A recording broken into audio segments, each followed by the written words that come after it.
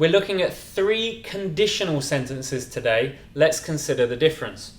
So number 1 is, when I pass my exam, I will celebrate. This is the first conditional using when. This means that this condition, I pass my exam, is 100%.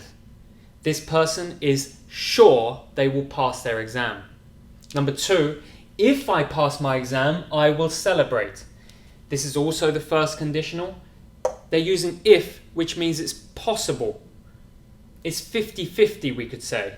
So they are less confident that they will pass their exam. Finally, if I passed my exam, I would celebrate. This is the second conditional.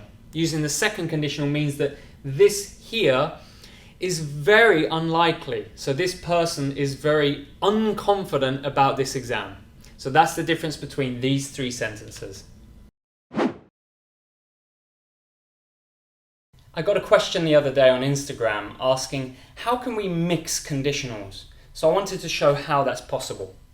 In the first example, if I had studied harder, I would have gone to a good university. Now this is a past imagined condition with a past imagined action or result. This is a good example of the third conditional. The next one, if I were smarter, I would have a better job. This is actually a present imagined condition with a present imagined action or result. This is the second conditional. And in the final one, if I had studied harder, I would have a better job. This is actually using the past imagined condition, but then it's showing how things are different or how we are imagining things in the present. So this is an example of a mixed conditional. Do you use the 5 senses when speaking in English? We really like to use our 5 senses. So remember, we have sound, sight, smell, taste, and touch.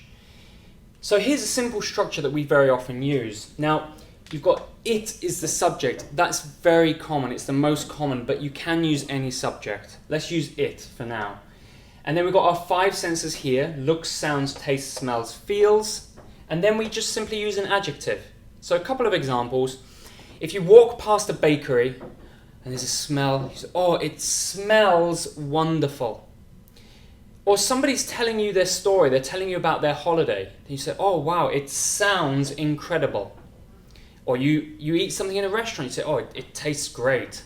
It tastes great. So try to use these 5 senses when you're speaking next time. We love to use these in English.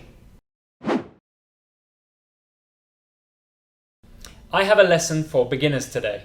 Now, as you probably know, we use the present perfect to talk about experiences. So, typical example is here, I have been to Japan.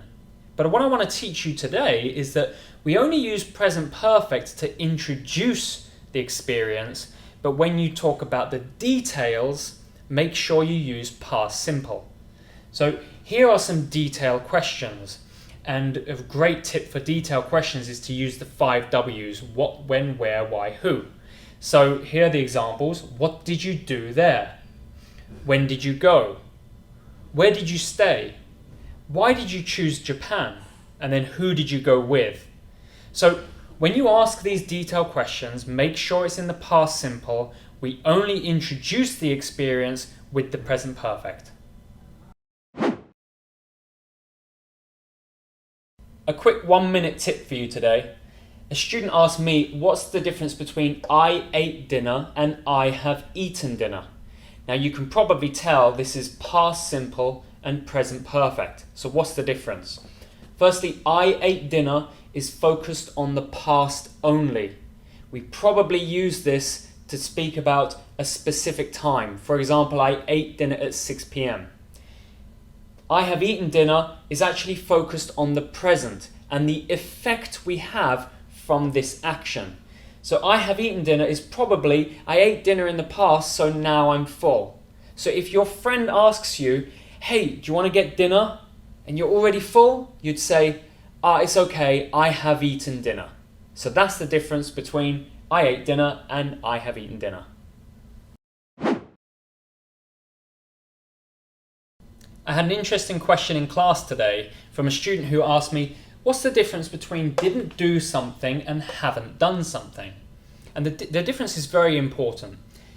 Didn't do simply means I didn't do something in the past and that's it. It's history. Haven't done something is also something I didn't do in the past, but I will do it. I have an intention to do it. So let's look at that in some examples. I haven't done my homework. I didn't do my homework in the past, but I will do it. I intend to do my homework. Same with this one. I haven't eaten lunch yet. I didn't eat lunch, but I intend to, or I will do. We also have this adverb here, yet. And the adverb yet also emphasizes that I didn't, but I will do it. So that's the difference between didn't do something and haven't done something. Today I want to look at another use of present perfect. We can use present perfect to say how many times we've done something in an unfinished period. Now, an unfinished period is one obviously that hasn't finished. For example, today, this week, this semester. So the present perfect shows we've done something in that unfinished period, the number of times, and we can do more. Let's look at some examples. I have drunk 3 cups of tea today. Today is not finished. So I've drunk 3 cups up to now and I can drink more. I have travelled twice this year. This year's not finished, it's July now, so I've travelled twice, but I can travel more this year. So we use the present perfect to say how many times we've done something in an unfinished period. Do you have any regrets? In English, we have 2 structures we very often use to express regrets, so I'll teach you them now. The first one is, I wish I had PP. PP is the past participle, so been, gone, done. Now, here's an example. I wish I had studied hard in school. This person obviously regrets their time in school because at that time they didn't study hard. The second structure we can use is, I should have PP. Same kind of meaning, we're expressing regret, so let's look at this example. I should have gone to bed earlier. This person now is very tired because last night perhaps they went to bed very late, so I should have gone to bed earlier. So these are 2 structures we can often use to express regret. In English, we use the word wish so much. And we use this to show that we want the opposite of reality. Today I want to teach you one specific use of wish, which is to want the opposite of a habit or repeated action. So we're using I wish someone would verb. Let's look at an example. I wish you would do the dishes. The reality is you don't do the dishes. I wish you would do the dishes. Number 2, I wish she wouldn't call me so much.